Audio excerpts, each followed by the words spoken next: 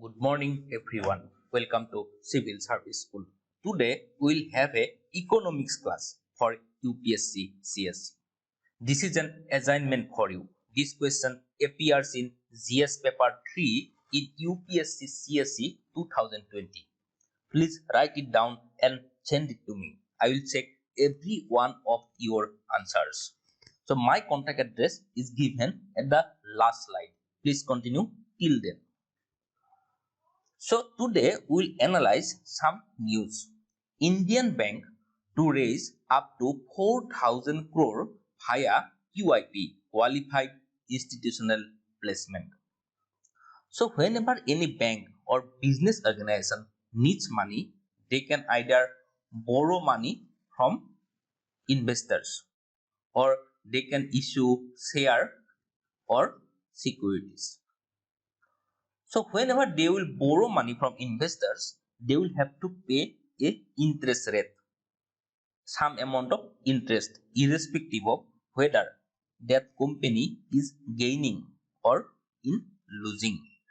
Either gain or lose, Indian bank has to give some amount of interest to the borrowers. So whenever the bank is gaining, then borrowers will get some money, and whenever the bank is losing, at that time also borrowers will some money. So this is a gain for the borrowers. So these organizations normally prefer issuing shares or securities. Whenever share is issued, in that case, whenever bank is gaining profit, then each shareholder will get some dividend against their shares or against their securities. They will get some dividend. Or whenever the bank is losing, then they will lose their share price or they will be in loss. So this is a win-win situation for both the shareholders and business organizations. So QIP is a way of raising capital for business organizations. So previously, before that QIP regime, what happened? These companies went for foreign stock exchanges like New York Stock Exchange or London Stock Exchange and they will issue American Depository Receipts or GDR, Global Depository Receipts, to raise capital. They will issue these instruments ADR or GDR to raise capital.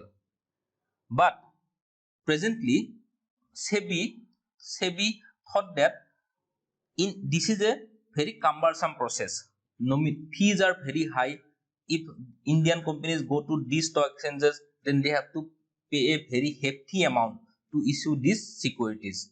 So SEBI want to make the process satisfactory, and for that reason, SEBI introduced this QIP, Qualified Institutional Placement, and through this QIP, whenever this QIP is employed, in that case, Indian banks will issue some securities in stock exchanges, and from those securities, investors they will get some money from investors, and in this way, Indian bank will raise 4,000 crore from investors by issuing securities in stock exchanges, and still till the QIP regime is established. So from that time, these domestic companies can raise capital domestically. Previously, they have to depend on foreign capital. Now they can raise capital domestically from this easy procedure called QIP through stock exchange, and this is regulated by SEBI.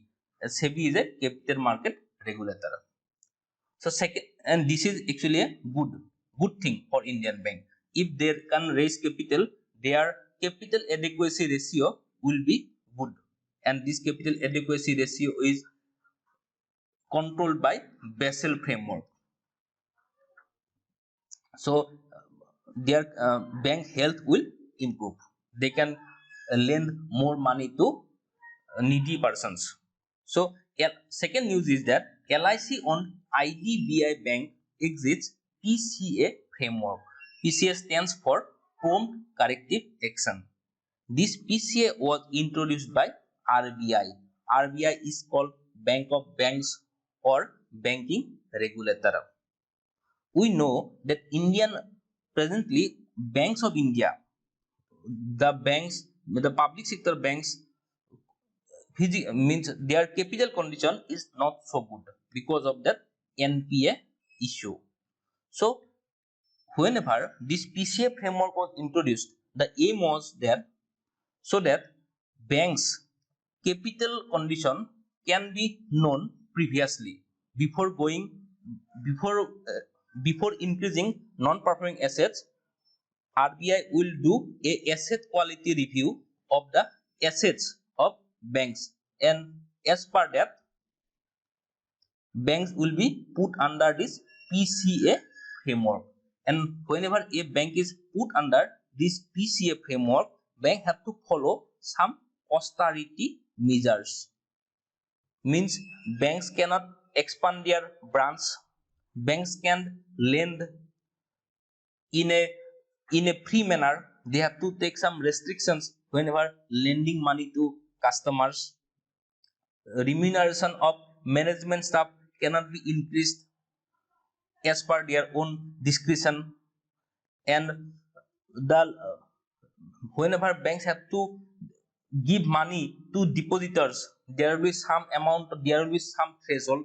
Means depositors cannot withdraw money beyond a particular threshold, and these restrictions, austerity measures are imposed on banks which are under PCA framework. And whenever after a particular time this asset quality of banks improve, then banks have the option to come out of this PCA framework. That means there will be no restriction from RBI end on banks, and this is a good thing for banks. LIC owned IDBI Bank exits PCA framework. That means asset quality of IDBI Bank improves after imposing that PCA framework, and now this bank is not under any restriction from RBI.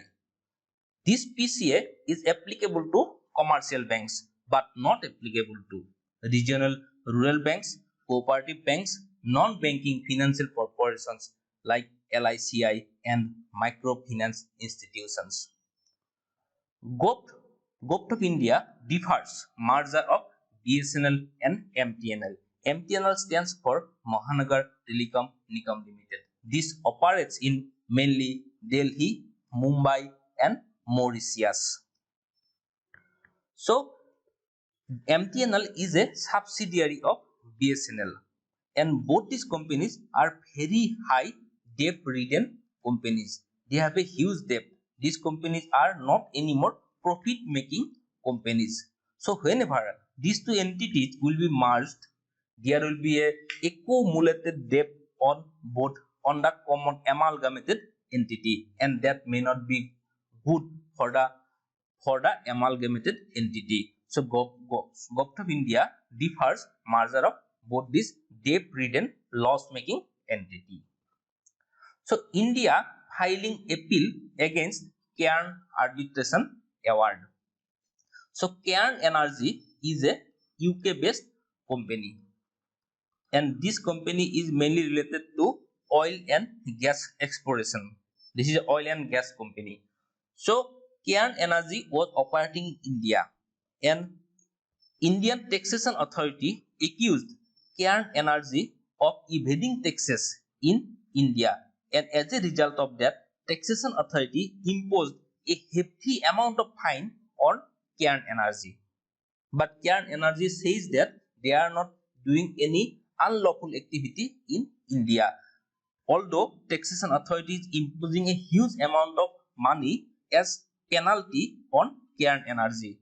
So Cairn is not paying, but taxation authority is urging Cairn to pay money.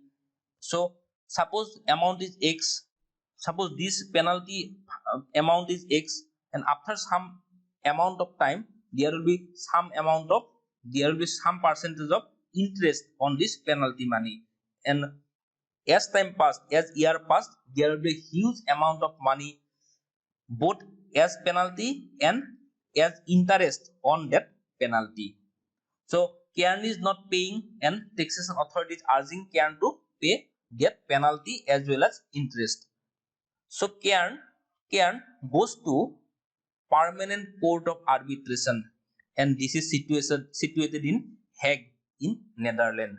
They went to this court to give a case against Government of India, and Cairn won this case, and this PCA Permanent Court of Arbitration give a arbitration award of $1.4 billion to Cairn.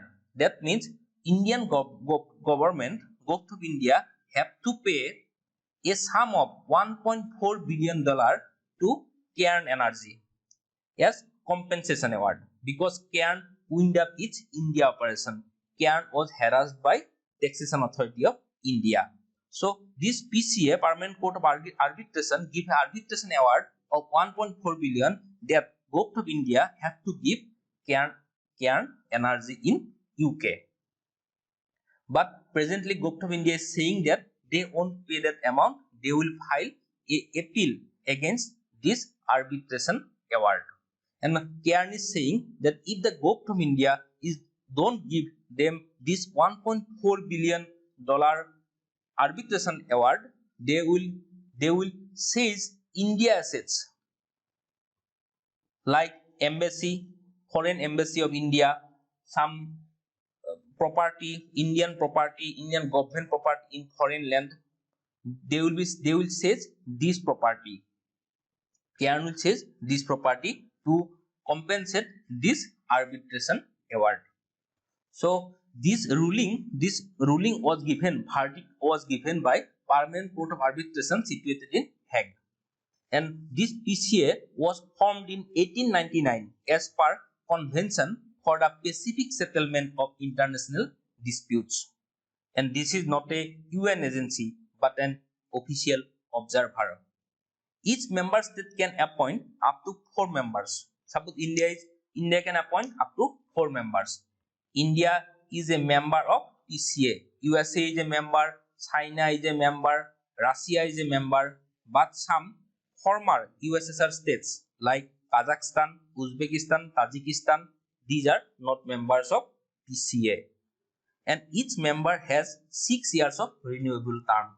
That means they can reappoint again. And total membership is 122 members. Total members in UN, United Nations, is 120 plus Kosovo and Palestine. Kosovo and Palestine are not members of United Nations. So this, let me throw some light on retrospective taxation.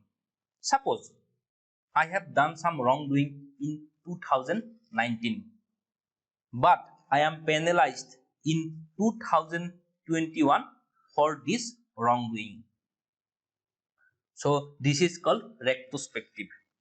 Some taxation wrongdoing was done in 2019, but taxes they are imposed in 2021. That is called retrospective taxation, and retrospective taxation is not good for an economy. If we could have detected that irregularity on Cairn's part in 2019 itself, then situation would have been much better. Then taxation authority will know the irregularity in 2019 itself, and at that time taxation would also be less. Suppose in 2019 that irregularity is $500 million in but taxation authority of India could not detect that wrongdoing in 2019, but they could detect the operation in 2021, and till that time, that in the 2 years of duration, that amount in irregularity will be increased. Suppose that amount now stands at $1 billion. So there will be a huge amount plus penalty on this 500 million for 2 years.